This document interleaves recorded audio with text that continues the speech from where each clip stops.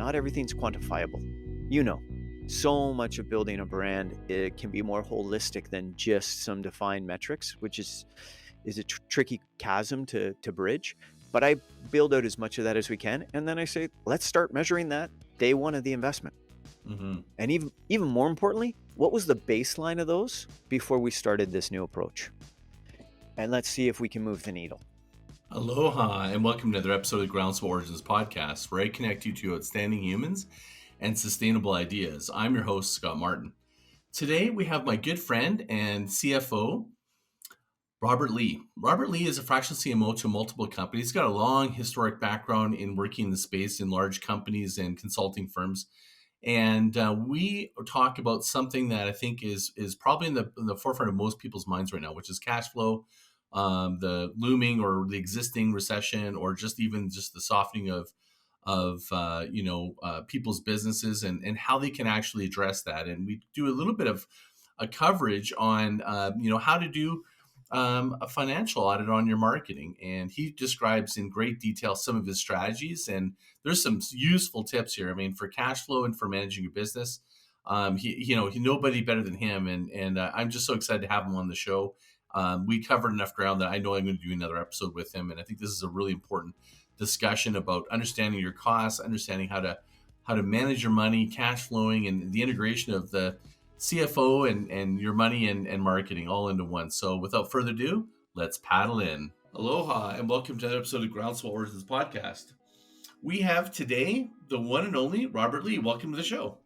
It's great to be here, Scott, man. Thanks very much for having me. I am so stoked we finally decided to do this. To give you guys some context, Robert's been coaching me, and I've seen him coaching other executives in their business around finance. We met through Tony Robbins at a Tony Robbins event, ended up having this really fortuitous opportunity to sit on a flight together. We sat together, and I got to know his genius. And today, I'm really excited to have this episode's rather talking about money and ROI and the importance of a CFO. And so maybe give us a little background of what you've been up to and what your history and so forth. Well, thanks, man. Thanks again for having me on the episode today. So, who's Rob Lee? Who am I? I'm one of those guys who early on decided I really wanted to go into accounting. Who's that guy? Does that really happen? Did you actually grow up liking numbers? Has that always been a thing? I think I actually really liked cash and money. From the time when I had 11 paper routes and hired my buddies to work with me so that I could cover the entire neighborhood to, through high school running my first real proper business that frankly made me a whole lot more money than my later jobs. Mm-hmm. But I got to work with a whole bunch of accountants and people, and I thought, man, this is knowing this business stuff seems to have really provided an epic life for these partners in accounting firms that I met and was moving and was interacting with. And I said, what do you do? And he said, I'm an accountant. I didn't even know what the word meant.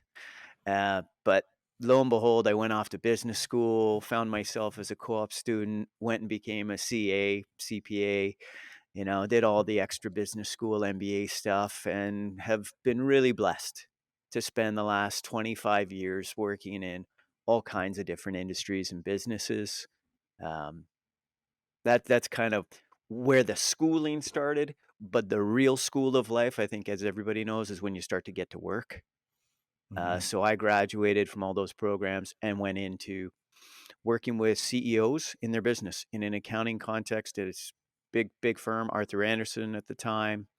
And I got to meet CEOs every day and talk to them about what's going on in your business, what's keeping you up at night. And we did it through conversation on the statements, what was going on holistically. And man, I loved it. Like I loved it right from day one. I loved, touring the manufacturing floor. I loved talking to the service people in service industries. And I got exposed to hundreds of businesses. And again, the luxury and the privilege to sit at the C-suite and engage with those people and learn what their challenges were, and ultimately try and help them solve those strategically through the finances and bring them greater success in their enterprises. So, That's one of the things that I've noticed about you, which I just love, is, in the times that we're talking, your mm, passion for, for this is equals mine. I'm sure in marketing, sometimes maybe more for you on your side, but I've never met somebody that in the numbers side, and as someone that's like sort of not sort of, but you're completely, working intimately as a CFO in these businesses. You rarely hear that as a passion. And so, what do you think that passion comes from? the numbers are only the start. I think the real passion is problem solving. Like, getting to the root of what's really going on, like, working with now I didn't even fast forward to today, but I've always had the privilege of working with CEOs on solving problems. And the numbers often are just the warning sign of problems that have been happening, right? Mm, So many of the numbers we look at are in the rear view mirror, and I can say, "Yeah, I see these problems, this, and this. Let me guess. Are these the 5 things confronting your business?" And the CEO founder, typically is like, "Yeah, how did you know?"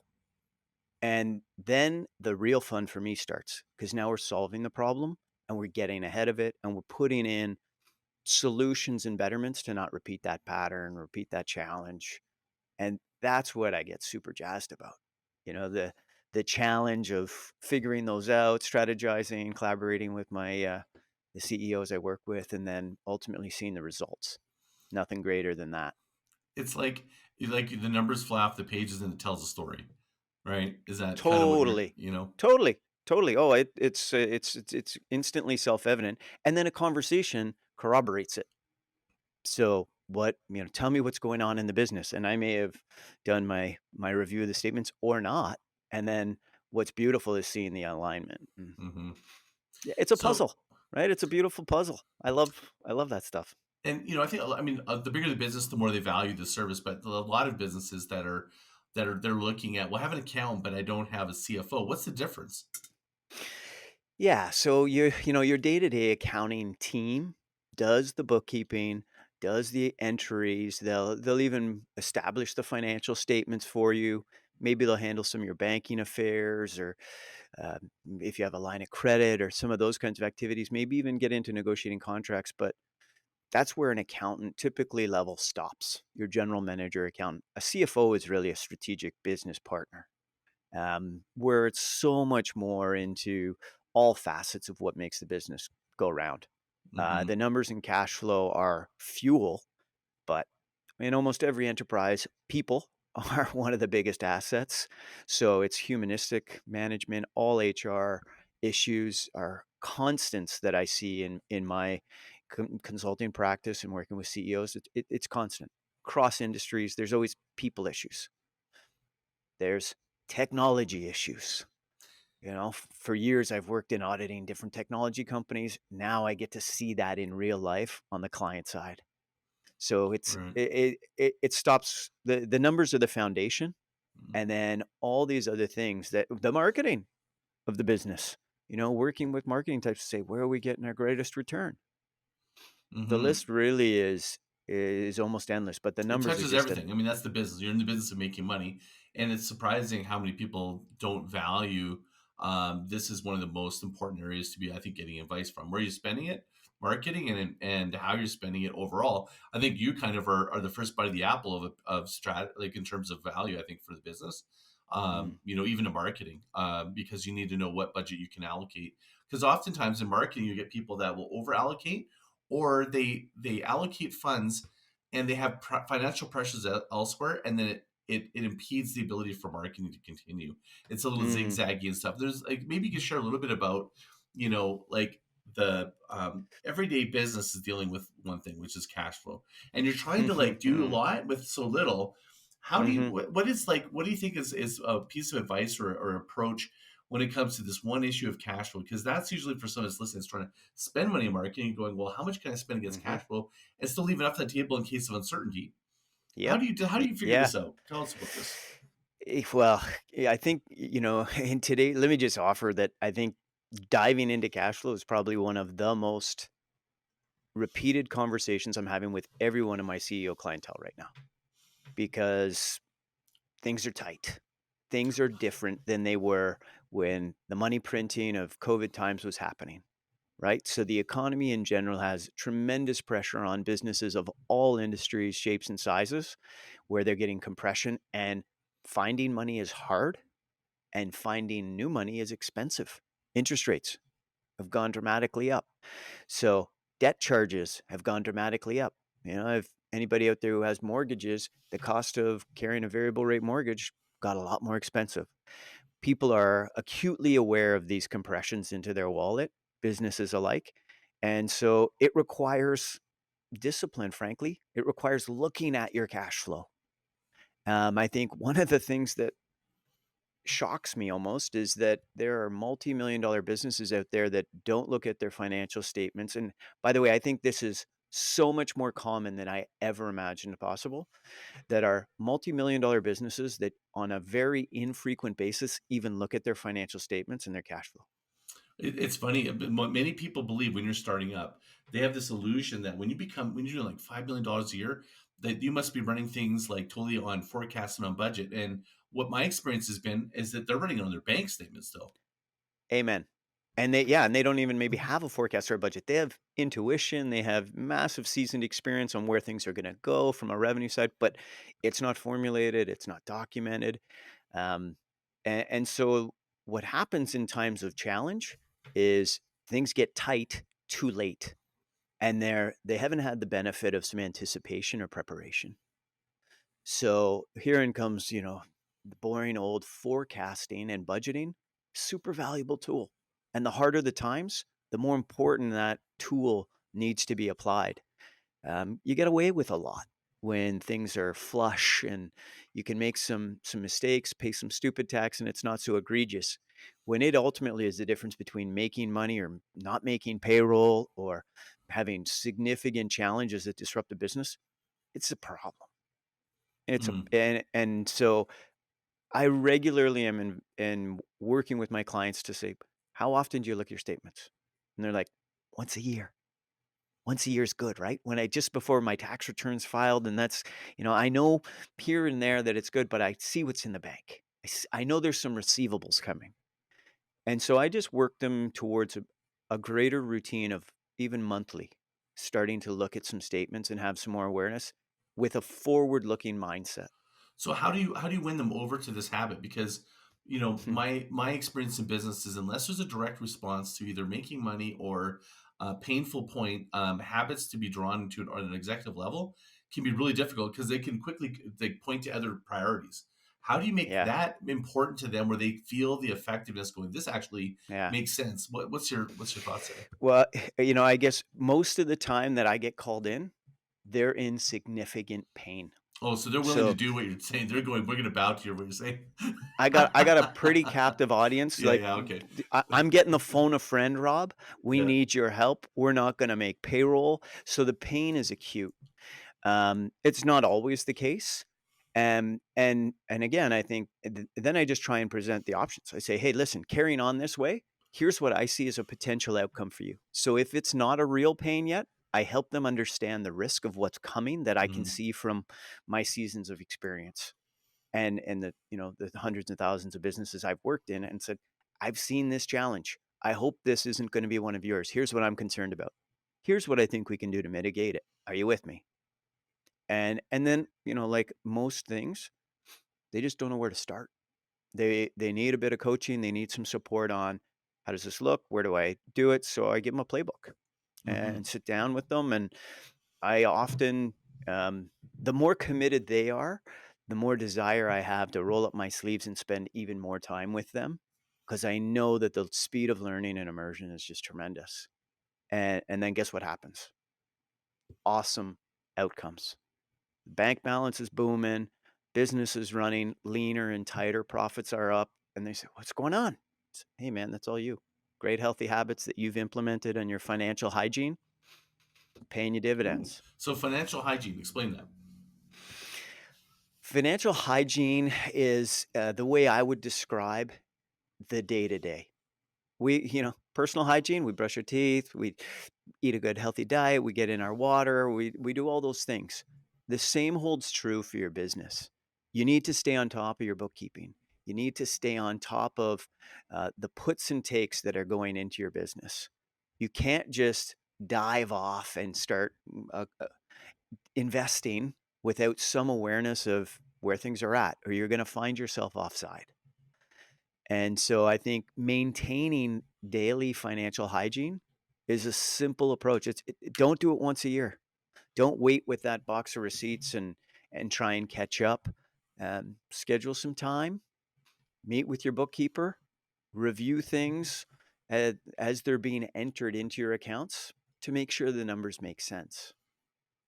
Let me give you another example because it's, you know, your bookkeeper receives a whole bunch of inputs from you and your business, things you're spending on, revenue, invoices that are going out to your clients. And ultimately, they all need to go in a proper place on your financial statements. Sometimes they don't go in the right place. Financial hygiene is the essence of you reviewing those each month to say, does that make sense? Like this says I had 2 million of income this month. That's probably not right. You know what? It was a $500,000 job that was counted 4 times by accident. It's a lot easier to catch those month by month than it is to wait till month 11 and go back and say, where are we at? What's off? Mm-hmm. And this even more so, this is true on the expense side. If an expense for something for staff or for a conference you attended or an investment in marketing you made is in the wrong location, it'll probably stand out. You'll think, well, what is that? What's that all about? So doing a little hygiene, a little cleanup as you go Mm-hmm. means your numbers are more meaningful. So Means, yeah. yeah, so that's really cool. I like how you frame that. Now, hygiene, another one like I'm thinking about is health. So one of the things that I try to explain, and I'm curious if you have a formula or if you do something that helps them with this, is sort of like the soft costs of anything they do in marketing. They just perceive initially up front, oh, it's going to be a cost of the ads. I'm like, no, no, no, no. You haven't included creative. You haven't included your Mm, contract, outfit. Like hmm. there's all these other things that I'm usually cleaning up after the fact. They're going, I didn't Yeah. realize. And I'm like, oh man, you guys, like you haven't really thought. And then I'm like, then when I actually show them, I just did this with a client of what the Yeah. true cost was when they Yeah. allocate, they just weren't allocating those ads and they were going, oh, our ads are performing this. And I go, did you include the cost of operations, the 2 Yeah. staff members on there that are working on it, Yeah. and their Yeah. full-time wages divided by each day and the campaign? I actually, and it Yeah. was like upside down. Yeah. Well, beautiful example because I think the total cost of something is often elusive Mm. and it's not people's typical friendly, easy spot to have a sensitivity to that total cost of that marketing investment. And so, what I tell people is, where you spend most of your money, analyze the big numbers. Don't lose a whole lot of sleep over the little ones for now. Let's start with the most familiar, big, important spend to your business. So, and of course, that ebbs and flows, right? Through the seasonality of a business. What For typically is some like the top 5? people, almost Mm-hmm. in a heavy proportion of my clients presently that I work with right now, people. Human Okay. cost is the biggest. Technology, depending on the leverage of automation, can be another one. Marketing is another good one. The general and administrative is often a different group of people that I put in. So again, that's your accountant or your HR person or some of your administrative support staff and teams. Those are the top several that I Mm-hmm. bump into. Beautiful. Um, And what do you and when you're assessing it and you're asking them to look at these big things, what are you saying? Like what is sort of the common, thing that you're kind of either guiding through or things you've seen? yeah, a big part of what I'm after is, are you getting bang for your buck? Right. So is that expense yielding you some value? Is it optimized and giving you what you're looking for? And so, here's one that often happens: shipping. So I have a few wholesaler clients who manufacture product and distribute it across the world, and shipping's a significant cost. And they're paying their shipping costs as they go. But what they also have to do is charge some shipping recovery. It's not a shipping included in the sale, in their instance, but is their shipping actually recovering the full cost that they're bearing Mm. or not? And the left hand and the right hand often don't know. So they know that they're paying shipping X to get you the product to your home, but what I've seen Pulling it and from the warehouse, storing it, secondary storage, they haven't accounted for. not missing those nuggets, Mm. missing those components. And so what it becomes is a bit of an income statement on Yeah. shipping. Here's the Oh, revenue I interesting. get from so I'll and this framework can hold for a lot of things. It says, let's do an income statement. Here's the revenue I'm getting from my clients on the sale for that shipping. And now here's my expenses related to shipping. The cost I actually paid, some warehousing, some this, some this. Okay, these are the nuggets or the handling charge. And then I just say, are we making money or losing money? And the outcome of this, a price adjustment, right? That's probably the number one breakthrough. People realize, man, I'm losing money. I thought I was making money on shipping. I charged $19.95. I thought I was Mhm, paying $9.95. Turns out I'm still losing money. I need to mhm. adjust my fee. Well, yeah, if you're shipping most of your product over to Asia, um, and you're doing it in a expedited fashion, yeah, you probably can recover that convenience fee from your clients better. So Interesting. the theme of an income statement for a targeted spend is a nice framework that you could change. You could put it into marketing, put it Mhm. into ad spend, and you can say, well, let's try and get a handle on this component piece. Often I'm helping them try to figure out how to actually figure out the ROI. Mm, Because I'm yeah. reverse engineering the call it like the journey, the expense Mm-hmm. journey is kind of maybe the way I Mm, would look at it. Like going, okay, where does this order like where does usually it's where does this creative or start from? By the way, how many meetings do you guys have to be able to have that creative? Like just I just try to get it into and go. And then what's their man? How many man hours is it? And then mm, going, what's the average rate? Like that's kind of where I go to help them look at the resource allocation because I think a lot of the sort of like cash that gets burned is just in people's time. And mm-hmm. they don't Mm-hmm. recognize that, wow, if I Yeah. only knew that this role was using 50% of their time on marketing, I would have actually hired somebody at a lower rate to do this, right? Like it's things like that I Yeah. kind of find to uncover, Yeah. you know, Yeah. and that'd be cool if they had That's like a that's marketing income statement. that. Maybe that's something you and I come up with. Yeah. Well, and I you just also tipped on something else that I think is super important is the opportunity cost of spending that money differently or using that person's time differently. So is that like a forecast? Like, well, if we did this, this would have been the result. Well, the How do you do opportunity that? cost, like, no, so what I want to think about is what's intrigued me was when you spoke about somebody's time that they would have Right. had to spend X number of hours. So they really should consider the cost of that as a line item in their, investment. The answer is Right. absolutely. But now, so let's just say they could outsource that labor for $25 an hour, but the founder maybe or the CEO are doing it. Well, they're probably worth $1,000 an hour doing their most amazing superpower skills for the business, mostly in selling or leading or visioning. And so it really becomes a quick quantum of, am I spending my time doing the right stuff? And the numbers bring that to light, and people go, whoa, well, that's not my job. I'm not great at that. Hmm. Yeah. And I can do it, but it's not my superpower, and there's somebody else who can do it better and give me great leverage in my business to afford me to do the other things that those people can't do, you know? The founders often have superpowers because they've created the business, they know the clients. That's not something you can outsource. Oh, I know. And sometimes the founder can do every job possible, and the challenge can be letting go because they want it to be. Nobody can do it as good as them, and that's the only thing Mm, you can do to scale. I mean, it's I'm yeah. guilty of it. So that's interesting because I think that the hidden cost is something that eludes a lot of businesses. And when we think about marketing, how do you Mm, actually like? What do you recommend to clients when in terms of like budgeting and what's the current climate right now with things tightening up?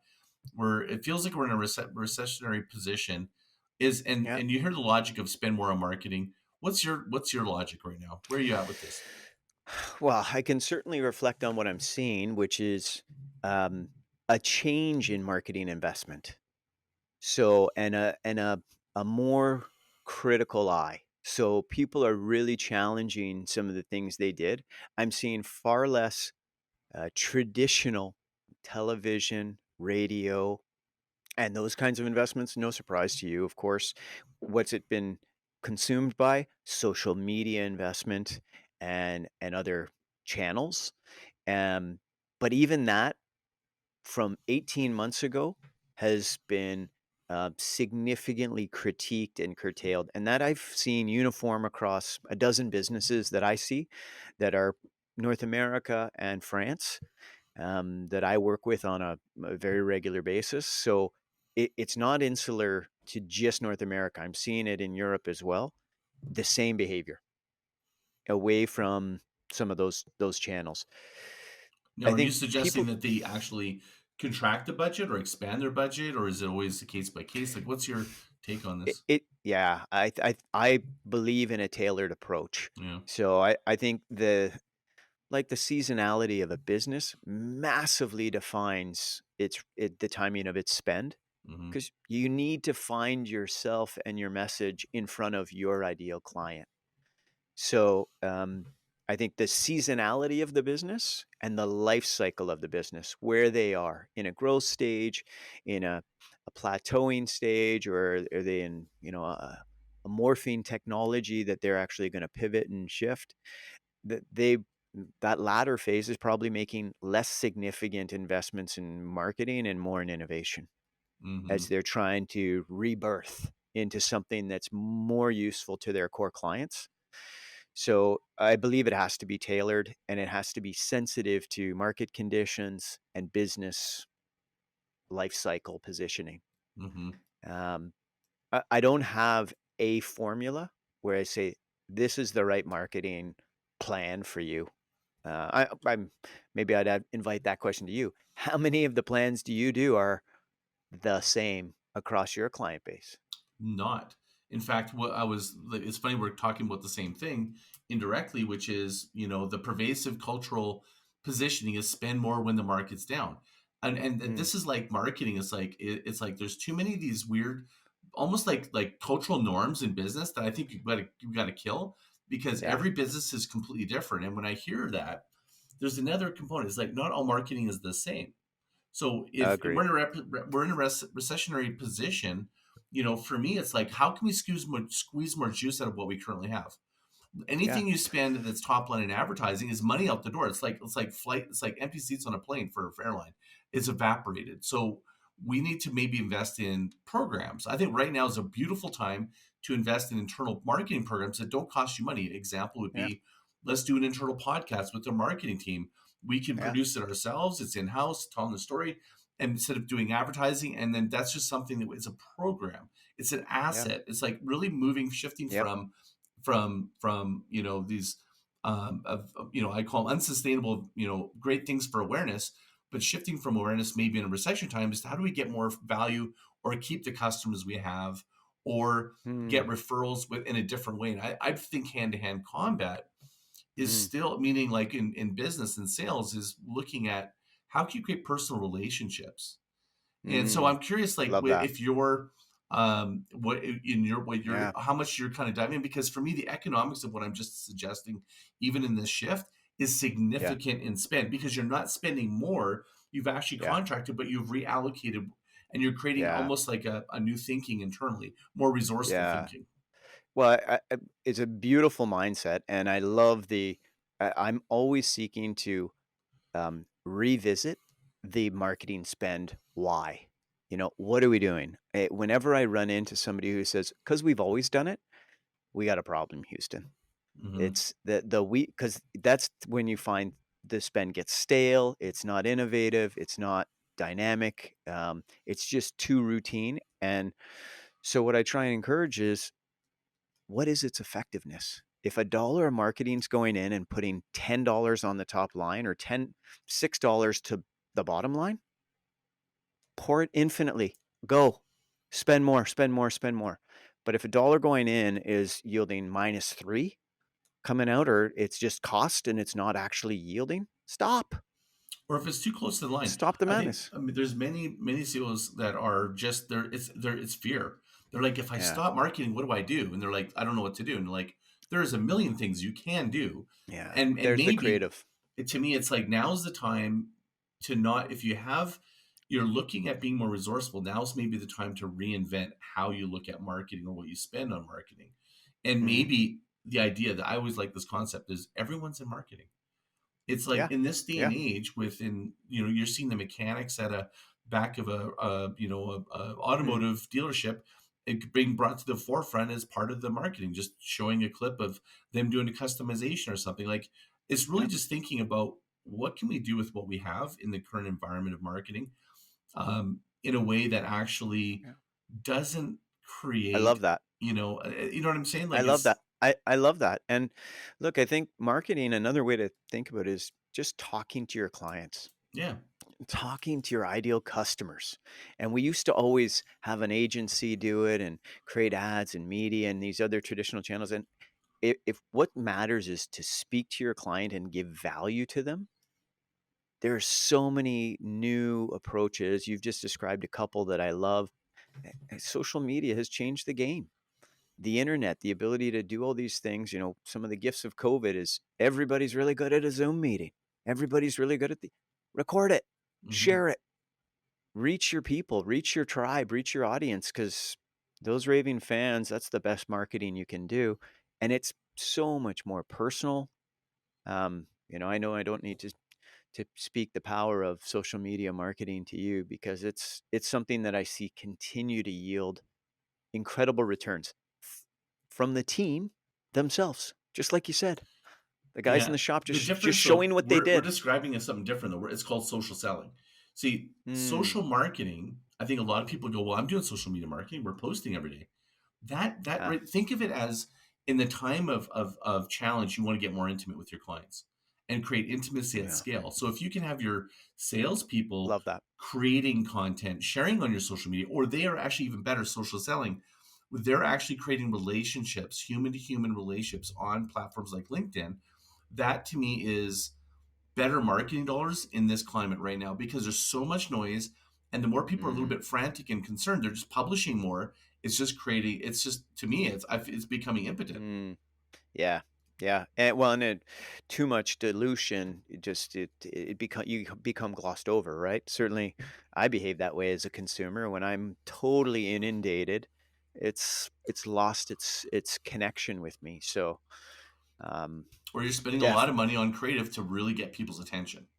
yeah. And brands, like I work with a couple brands that are really exciting sports brands.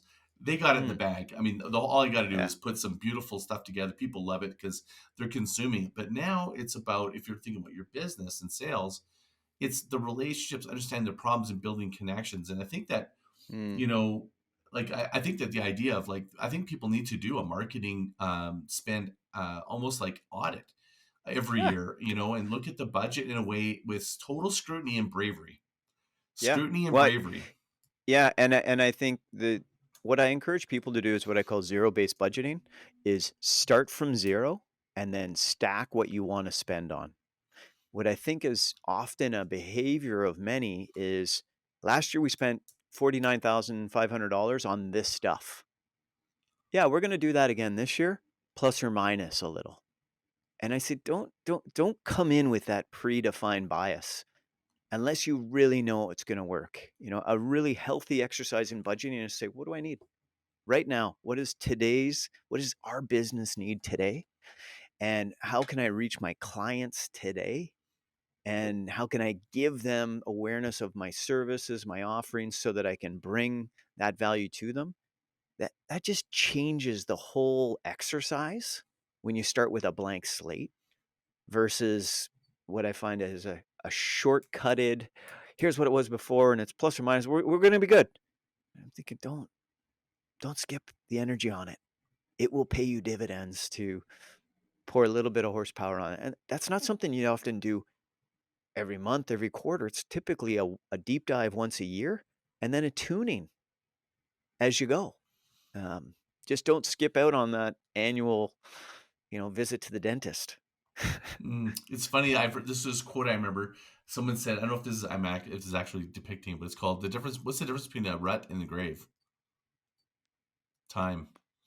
It's because they're spending. If you spend Oh. time on these ruts, these marketing ruts, you know what I mean. You're going Mm, to pay the price. And mm, I love your analogy. I love that you're talking about every year reinventing the base of what is. And I thought you were going to say, but this is kind of maybe my add on to it would be, what would you be mm. happy to pay money on? Like if Yes. and if you don't love it, don't spend money on it. Like Right. there's so many people I talk to going, oh, I'm spending money on social media. I'm like, and they're just like the energy is like this. I'm Yeah. like, then don't. And they're like, Yeah. but I thought I had to. There's this obligation of Me Too Mm, marketing that I think we need to mm. kill. It's Yep, like I agree. I think at the leadership level they should be going. I got this one client.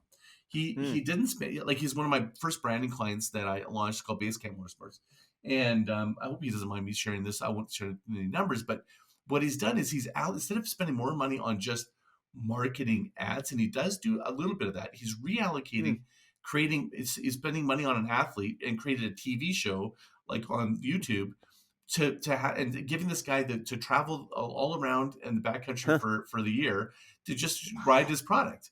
And he even he goes, and even make sure base camp's really, Scott, don't over market. You should know me. I'm a marketer. I'm like, okay, we're Yeah. going to make sure we're going to get Yeah. our ROI on it.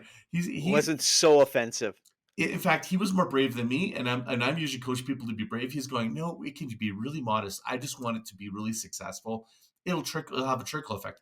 There's someone who is brave and he's Mm. loving spending money on something that he's actually proud Yeah. of. That to me is great marketing. Yeah. I love that, and frankly, I think every dollar a business spends, they should be proud of spending. Yeah, If it's not congruent with you as an owner and a founder, stop it. There are lots of ways for you to invest your hard-earned dollars in the business's monies. It has to align to one's heart and morals and, energy. I would imagine To a lot of me. your work is mindset work because to get them across that, it's the getting through the fear, right? The Yeah. fear is, well, I don't like this is why I try to tell clients, like just like what you're saying, let's imagine it's at zero. Mm, What could we do? mm, Imagine that. Because if you ever mm. noticed that whenever we're trying to solve a problem in our life, once we remove and create space, something better Yeah. sometimes fills it in. That's what I Yep. think you're talking about, almost like energetically and from a financial Right. statement. And it is the mindset.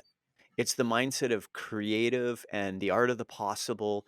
And, I often pre-frame the question as we go into a budgeting exercise. I said, dream big. Dream for the biggest, best thing we've ever had. And then, it's my job as the accountant to try and work with you to CFO through what's going to be the best bang for buck. So I often get people dreaming in the largest sense.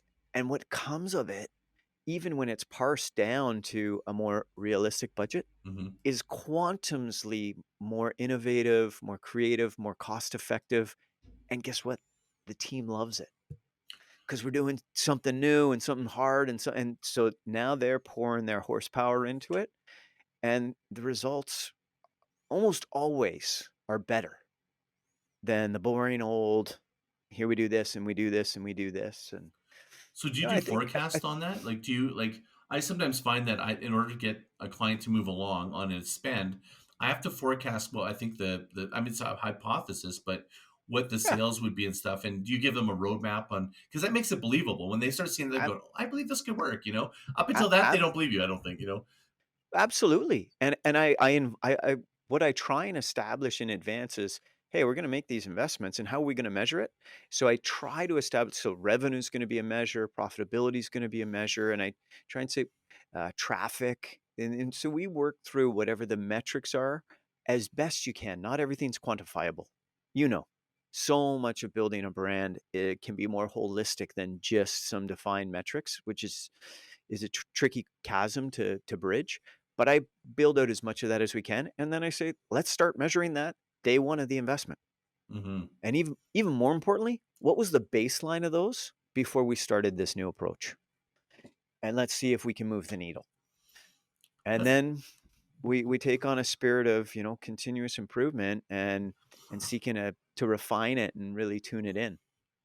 Let me share with you how I kind of communicate with my clients in terms of like ROIing on the brand. Yeah, what do you do? And so the way I communicate is there's two ways a business is value is created. One is business performance, which is your EBITDA, your cost of sales, your top line sales, your retained earnings, all that stuff. And then there's brand value. And brand value is what is it should lower the cost of sensitivity for your clients, or create Price a lower sensitivity. cost of marketing to bring business to you. That is how you evaluate, I think, brand value, because you have two Yeah, companies that have the same business performance, but one has a different brand value. It has also intrinsic future value. So it's like a yeah, lither bit like you can increase your EBITDA by massive. doing a better brand value. And I said, well, but what I say is going, what are some of the marketing activities that we can shift? So there's three layers. There's the brand, Yeah. programs, and campaigns. All that their spend and investment are not the same. Brand is an asset spend. Mm. Programs is an asset and expense, and the campaigns are pure expense. Expense. Yeah. And Yep, yep, programs, for example, so you're yep. splitting some of your dollars. Like, let's diversify the risk of your dollars and putting some stuff in programs that you can keep building on itself. Like, for example, my podcast is a program.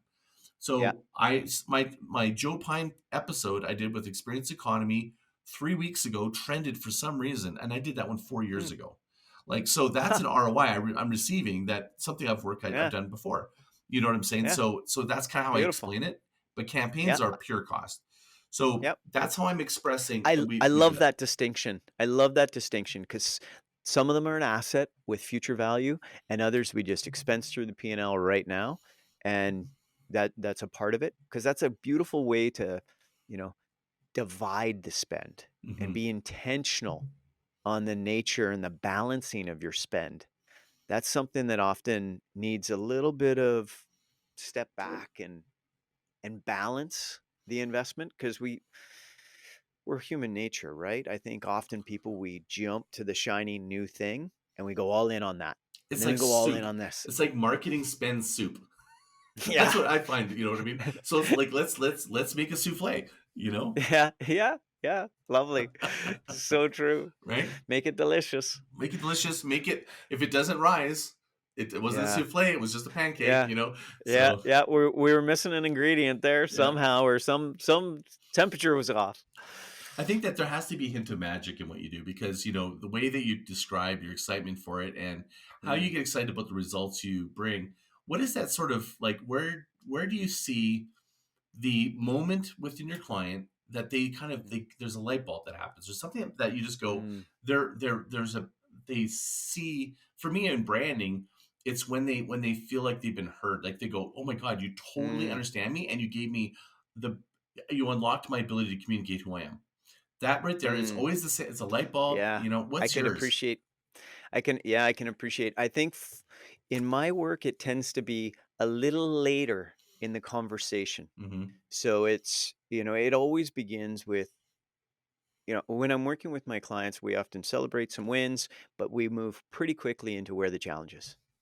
And so that's where everybody in the mastermind in our group, we're super present, listening, learning, and they're feeling heard. But it's a couple steps later when the solutions and the hope and the ideas to now solve those very real business challenges come to life. That's when I see the spark. That's when I see people animate because they were stuck. They had a no hope future for this hurdle. Oh They're like, man! And when it comes with I money, and can't. that's the hurdle, that one is a heavy one. It's super heavy. It's super fearful. It's a scarcity. We're not gonna make it. I can't. How am I gonna get over this or this? So that becomes it's more than a hurdle. It's a roadblock. And when they start to lighten and feel, I have 4 or 5 ways to push through that roadblock, to get over that roadblock, to go around that roadblock, to remove that roadblock, and they're all different, and I believe in all of them. Now I'm starting to the room is starting to feel the jazz. The CEO was like, I gotta go to work. I got things to do." So now the energy's pumped Mm. back up. There's belief, there's hope, there's intention, and we formulate, very tangible action plans, and it's go. Um, that to me is the best payoff, I think maybe for the clients, it's 1 month later or 3 months later when the outcome is on the bottom line, and the losing business, that lost 6 figures is now making a $250,000, and they're Mm, like, "We turned it around. It worked." I have belief that once we were on it and I see the fire, then I know, it's really gonna rock and roll around now.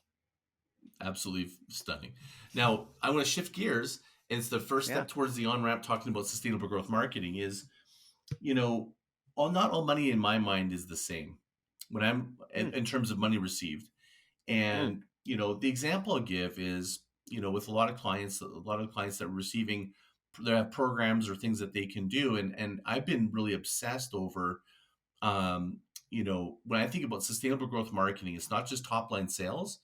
It's also, it's your cash flow. It's like sustainably, like having every marketing dollar outperform, meaning more than it's just like did it ROI, is can that money yeah, be keep recouping itself. So the example I give is you have a client that's selling a single off course, mhm. well, One versus off, yeah. doing a subscription, the money is not the same, Mm, because over time, you like adding a subscription, it's like you yeah, have more repeatable cash flow. It might bring down your upfront costs, but you have more predictable cash flow, and yep. and you can shift it. So I'm curious what your thoughts are about these type of models, because this is what I'm really, for the right clients, not all clients, but I mean, you're even seeing like automotive industry doing subscriptions. Like it's subscriptions is really There's interesting.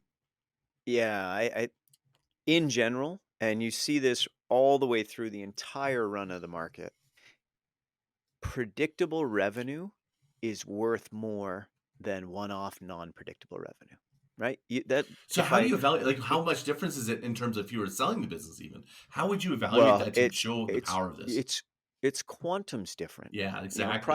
private equity firms will give you a far more robust multiple on your net income, on your EBITDA, whatever it is. Like it could often be from 2 or 3 times earnings to 7, 8, or 9 times earnings. If you're a subscription, SaaS-based, renewal, recurring, stable, super sticky revenue, clients love you, they're not leaving, that business is getting a 9, 10, 12 multiple, even in today's reality versus a 3 or a 4. And That's I'm huge. That's curious a what your 400% improvement on your exit as an owner. what is the craziest subscription you've ever heard of? That you went, "Oh my gosh, you're Hmm. subscribing that?" Because I'm That's a well, I, I'd actually I don't know if I'd call it crazy, but I would say I'm being enveloped by subscriptions. I mhm. can subscribe to my groceries. I can subscribe to batteries. I can subscribe to almost any purchase on Amazon and get it every month. Costco is subscribing. So it used to be a membership for a certain period of time. Well, we've seen it in music. Now I'm seeing it in these consumable goods, and it's not just 1 or 2 market players doing it. It's many and all, because they get it. They want that repeat business, and they're selling convenience. And usually it can there's another benefit from the consumer standpoint. Usually it can mean that you have pay for less. You don't pay Yeah. as much up front. It diversifies Yep. your own cost. So it gives you more Yep. breathing room, so it can kind of work in within your own cash flow. So it has a Yep. mutual benefit. But from a business Yeah. standpoint, I'm seeing unbelievable. I'm trying to really like have people reimagine. Let's Yeah. imagine. How can it ho No one's ever done it. Most usually clients are going to go, no one's ever done this. And I'm like, isn't that the reason you should do this? Right? Like, Yeah. like Yeah. why not Keep try? Why trying. not you? Yeah. It will Yeah. Keep trying. probably be hard to do at first, and that's my experience is shifting Yeah. the business from one to the other. It's a What I chasm. love well, what I love about this groundswell is that the market and consumers are buying subscriptions. Yeah, They're buying subscriptions to the tanning salon. They're buying it for music. They're buying it for their Google storage. I mean, how many subscriptions do you have in your life already? probably 100. And I bet you right now there could be a Right? service that could do subscriptions for office chairs inside of offices that has a Yeah. flexing. So that way, me, if I my Element. as my staff moves, I Yeah. can move my subscription. But now I basically I don't own the chairs. I'm on a subscription of chairs. Like Yeah. to me, that's like Yeah. you can make way more money than selling the Yeah. chairs. Yeah. Yeah. I think long game. And I believe in business, you should have a long view on the viability of the business, and you gotta be investing in the long game. It pays, and that's private equity firms are brilliant and successful and really good at making money because they see the value of that recurring revenue stream. So, I continue. I think before you know it, you're gonna be for those who have hair, to get a haircut, you can be on a subscription model, There will be you everything, know? Uh, and uh, so yeah, that repeatable, predictable revenue, but also the as a program.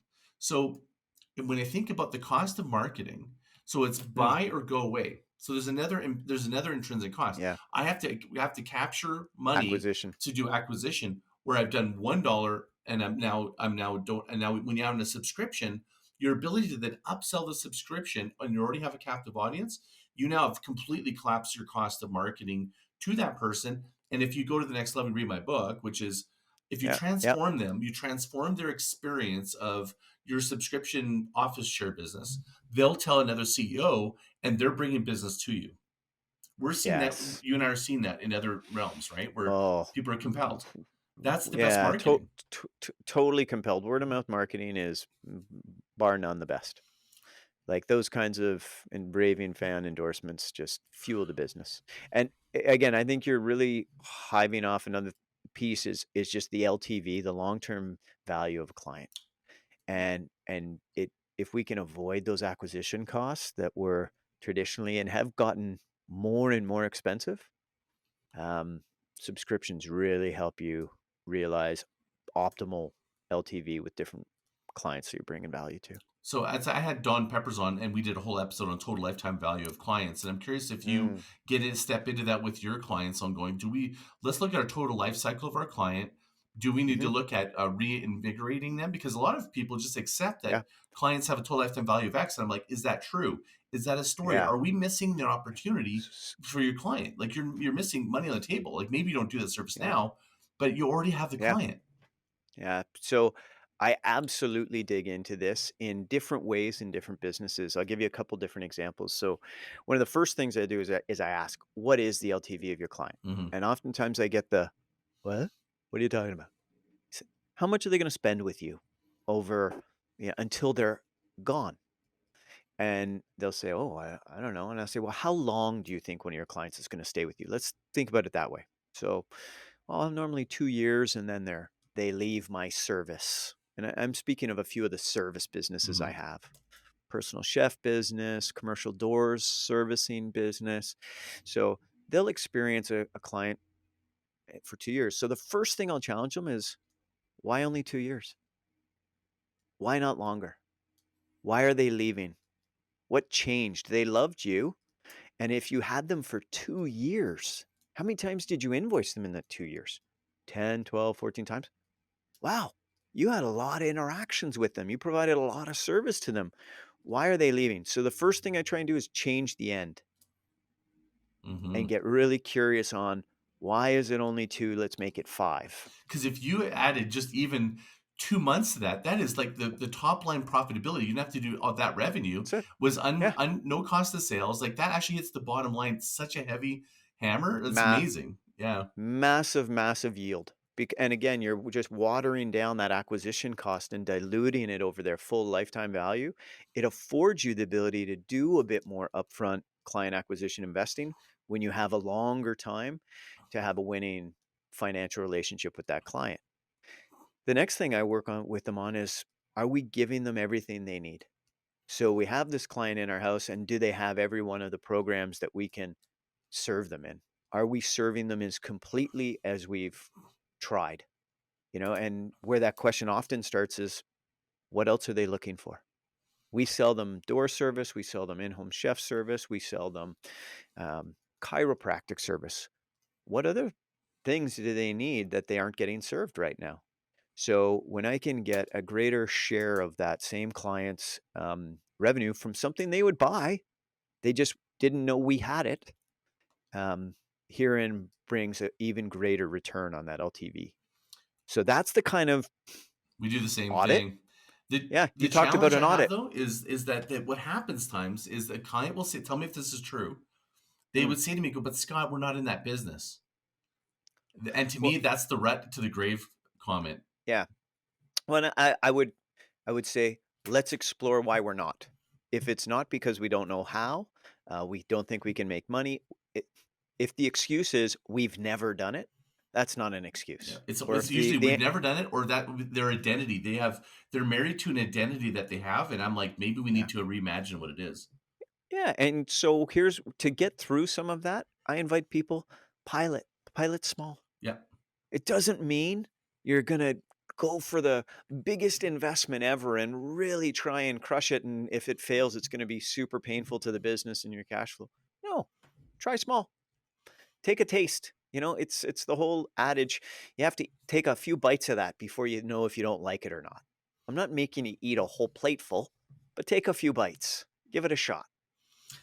I have a framework for how we actually decide which of these experiments to run. And then we run Mm, what's called, I call it active strategy, which is exactly that. It's a test budget against the hypothesis. yeah. And our Yep. goal isn't necessarily to be successful as a business So unit, good. it's just to verify the cost of sales, any of our assumptions. And we need to create the best test, not necessarily create the best start. Big difference. Yeah. Best test versus And best start. Yeah. And it's learning, man. It's Yeah. learning, and I wanna learn with small mistakes versus learning on a big mistake. So, often I'll get pretty apprehensive when I see somebody say, "Oh, we're going all in on this." And I'll say, "Not our core business, new differentiation. I love the innovation. Let's just test a bit smaller before we're ready to go all in." Doesn't mean we can't be quick, but let's get some early feedback. And I always go, what's the cost of distraction?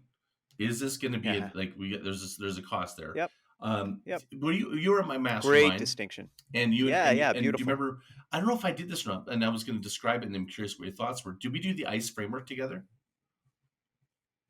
I don't recall. Okay, so what it So is refresh me on ice. yeah, no What's problem. ice? So this was it's not the origins wasn't for me. It was from a Okay. growth scientist named oh shoot, what's forgot his name right now, Sean Ellis. He wrote the book called Hacking Growth, and Mm, it's a beautiful. It's basically from his side. It stands for impact, confidence, and ease. Very logic driven. So mm, this was how he used growth hackers used to determine what other experiments in marketing to do. And impact, mm, confidence, and ease. The ICE stands for those. mhm, And what you do is you put on a spreadsheet from 1 to 10. What's the impact on our goal, our bottom line, mm, our whatever? Give it a rating. It's going to totally mm, make a difference in our cash flow. If that's our right now, if we were to say right now, cash flow is king, what is that going to do? Is that going to be a 10 on our cash flow, or is it going to be a 1? Two, yeah, how confident are you that you can do this? Give it a rating. mm. Has someone done this before? Is this new territory? Is it like you said? Is this a new? Is this going to be a distraction? Like that's Complicated, complicated. hard, Is it difficult, whatever? Do we have to get new straightforward. equipment? Like that could be part of it. And Mhm, then ease. How simple is it? So mm, it's like complexity is the enemy of execution. You got to be really yeah, clear about that. So that has worked for me agreed. for years. But what I've done is I've added another dimension to it. And this is I Mm, didn't put this in my book. I wish I did because I did have it at the time. I just it's didn't. for your second book. It'll be for the in the workbook. And so that's the if you think of the logic side, that's what we just covered. But there's another element, and the element is still stands for ICE, and it's impact, congruency. Sorry, identity, congruency, energy. And identity is if we do this weird marketing thing that we're thinking is going to make cash flow, is that in line with our brand? Is that who we Mm, are? Is that who we want to become? We need to be really clear about because sometimes mm, someone will go, I've got this idea, and you're like, and it's not really it's not connected, and so we need to find a way to make sure it is yeah, a 10 or a 5 or better on identity. Two is yep, congruency. Congruency is congruent with our values. It could be congruent with the systems. Hey, we're a PC shop, and this is a Mac idea. This isn't going to work. Like that's going to be a cost. It needs to be a lower rating, right? So because a lot of times people when they want to do like for example like I'm encouraging a lot of people to go to a private virtual network off of social media. It's a new system. I have to tell them it's like this right now it's yeah, not congruent for you because you're not used to using it. It will be over right, time, but you have to account for that. It's going to take time, and it's also not yep, congruent for your consumers. You got to be willing to pay the price, right? And then last mhm, is energy. Most important one I yeah, think what's of that? all of it. Do you have the energy for this? Are you Uh, excited about it? It's what we talked about before. Are mm, you excited about yeah, spending that money? It matters because when the company has energy for something, it's mhm, magic. Like their magic yeah, appears. And when you don't have energy for it, you're mailing it in. It has a different, whatever the program you're doing. So if it works all good on paper, but nobody's really energized by it, do you think it's going to work? No chance. So Well, or lower likelihood. Not right. no So chance, that but takes way the lower logic out likelihood. of it. So you have to add this Yeah. other side of the brain. And I realized to Yeah. really see it because I was Yeah. so logic driven for so long. I mean, Yeah. numbers only, like, does it ROI? Can we measure it? And I realized this unseen piece is a big part of what I teach is we have to be able to measure or at least acknowledge the other side because it affects it. I love this framework. I love this exercise because, well, I'm a numbers guy, but it tries to help bring some of these things into a subjective yet still more objective measure. And we try and quantify it. And frankly, I just find it helps when people put these ideas into writing Mm-hmm. and they make them more real. They commit to some numbers, and you know, some personalities are no problem. They can just jam out a number really effortlessly. Other people are like, I'm not sure if it's a 4 or a 4.5 or a 5. I'm like, it's close. This is hand grenades. We're just getting close. But at the end of the exercise, when they can sum things up and compare alternatives with this same framework and same tooling, the decision becomes so clear. Mm-hmm. So clear. Like people often say, Rob, I have 4 good things and they're all the same. And I said, well, let's talk, let's see, let's do an exercise. And we kind of do this kind of framework on those 4 ideas. Mm-hmm. And the math often says 78, 24, 22 to 6. Not even close. We're going to do the 78. Let's Let's fix the go. artery, not the vein.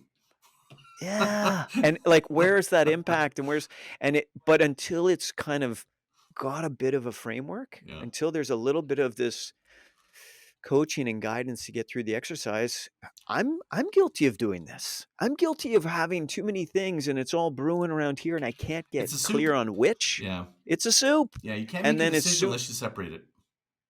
Yeah, and once I kind of get a bit more granular on it, the exercise, I just kind of go through it. I'm not looking for perfection. I just want to get something down here, and then boom, light bulbs go off, and then solutions and decisions and actions flow, and then Well, the energy's up. you and I both have been in Business Mastery with Tony Robbins, and he talks about decision making Mm, matrix, right? Or maybe it's financial. yep. And he talks about we try to make these decisions and we stress over stuck on them. It's because you have Yeah. to get them on paper and evaluate them Yes. in these ways, or else what we're doing is we're stuck. And I remember Yeah. myself, I was stuck on something Cycling. and I was trying to cycle and solve it all in my head, and you have to get out of your Yeah. head to solve it. And it's Ah. and literally I was like, I had to take my own advice. My wife actually did. She's like, why don't Yeah. we do the very thing that Tony says and you say to your clients to this Yeah. problem? And I literally like Yeah. we figured it out in 1 hour and I was Yeah. toiling over it for fucking months. I'm Yeah. And it's and amazing. and th- this is an example of decision hygiene for me. Right. Do a little bit of work and relieve yourself of the hours of torture of what you're thinking about and a little bit of these hygiene habits, these little tools that you can implement small scale on the regular. That's where I see some of the biggest value gain for the people I get to work with. Um, What's your what's your advice for somebody right now in given the economic times? Like what is like if someone's listening to they're going, look, it's things are getting in a if it's just tight. Like what is your yeah, advice to really someone who's really right now, maybe they're struggling or they're just worried, which I think a lot of yeah. people are just concerned, you know? I don't mind worried, right? I think a worried and a concerned person is somebody who's paying attention and really takes great pride and focus on their business. I encourage them to get present with their numbers. Have a look. Get to know what's going on in your business. I hate surprises, Mm. and especially in my numbers in my business. So spend a little bit more time with your bookkeeper, see where things are at. Be super aware of your debt load and what your debt schedule is. Debt schedule is just kind of like if you have a variety of debts, which ones have more interest and are more expensive to you than others? Because you want to pay off those expensive ones first. Sounds super straightforward, but it's one of those things that we forget to optimize how we handle them. Hmm. And in today's heavy inflation and higher interest rates, I'm going to stop short of saying that they're high, but considerably higher than our near zero interest rates. This is a big cost burden that wasn't on many entrepreneurs' eyes for the last decade. They were spoiled. We were all spoiled with very, very low interest rates. And it's not a muscle that we're used to being in touch with our debt and the cost of our debt. Um, so I think that's a skill that has to be relearned for those who've started a business in the last 7, 8 years and didn't really ever have that challenge before. Yeah, it's like I call it the roots. Like the roots in a tropical environment, they're not very deep, but resilience Yeah. for a tree that's that has like weather, it has to go through seasons and stuff. Their roots are much deeper. And when you think about Mm, sustainable growth marketing, which kind of want to maybe finish on a little bit, is like the help people really understand the importance of that. Is like sustainable growth marketing to me is it's really pushing yourself long term, paying attention mm, to the short-term cash flow, so you can't ever get your eye off that, but really having that long term, as far long term as you possibly can. What decisions would you do differently if you were actually planning 20 years out?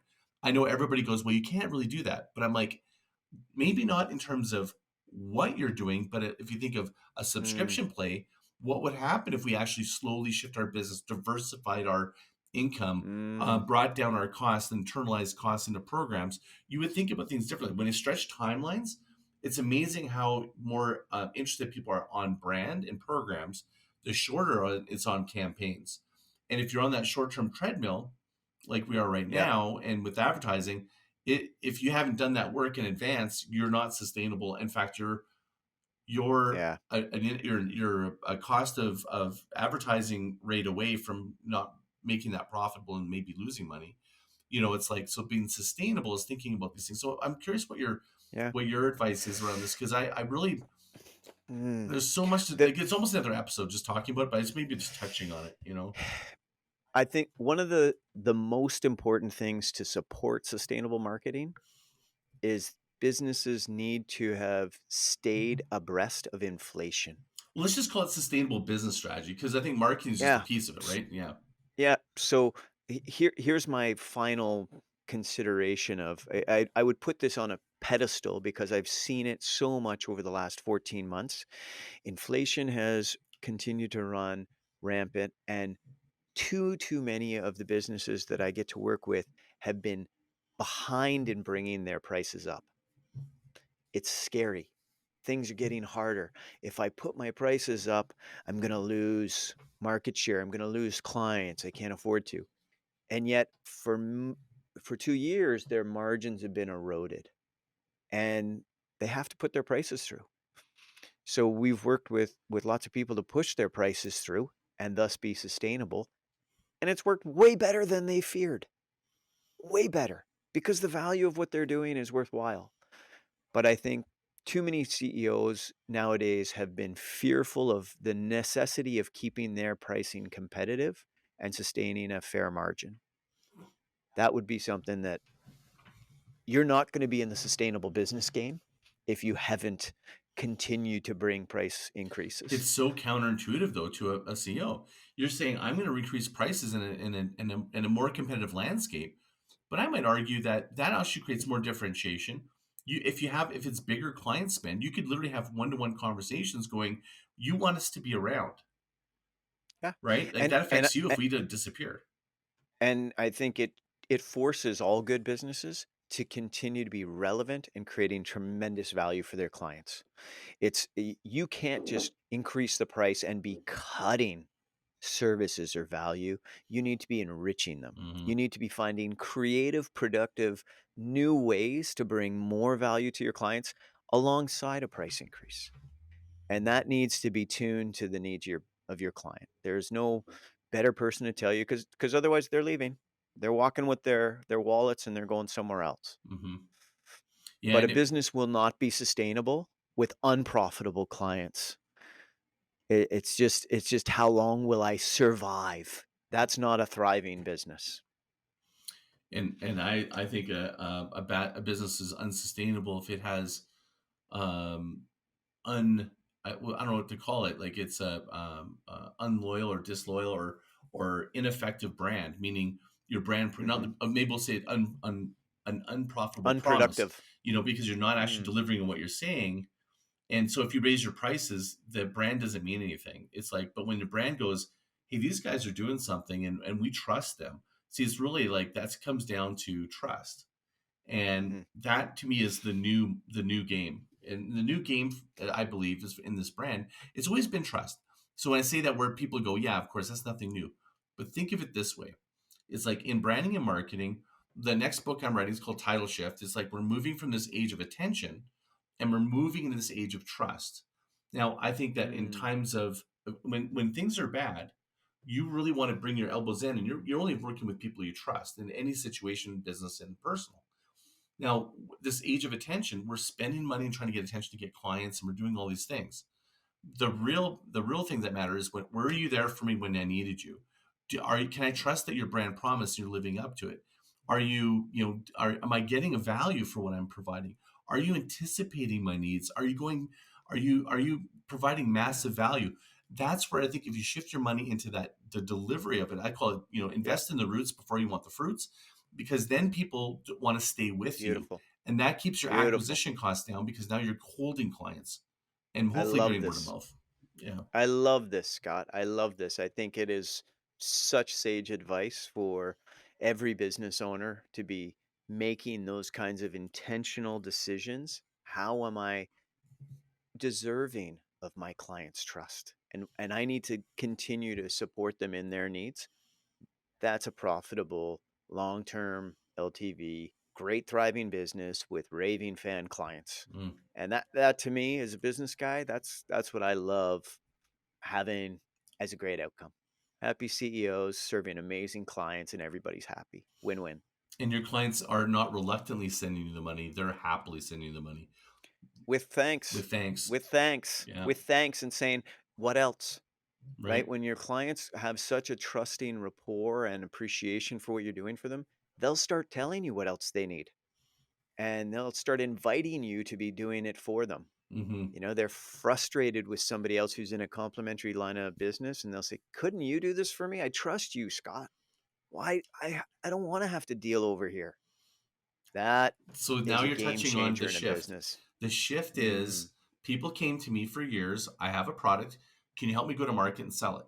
And I've always thought it was upside down. The upside down is I have clients, I have a community, I have a customer base. What can we sell to them?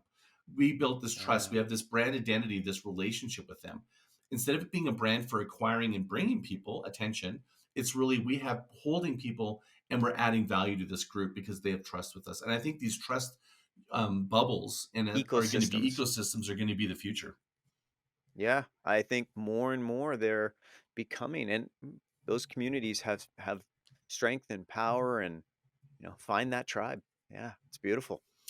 I'm looking forward to your second book. When's it coming out, or is it still in the early drafting Early phase? Where are you drafting at? phase. I'm still, trying to still promote my existing book, but I'm outlining these ideas and I'm starting to invite guests to kind of like we are right now.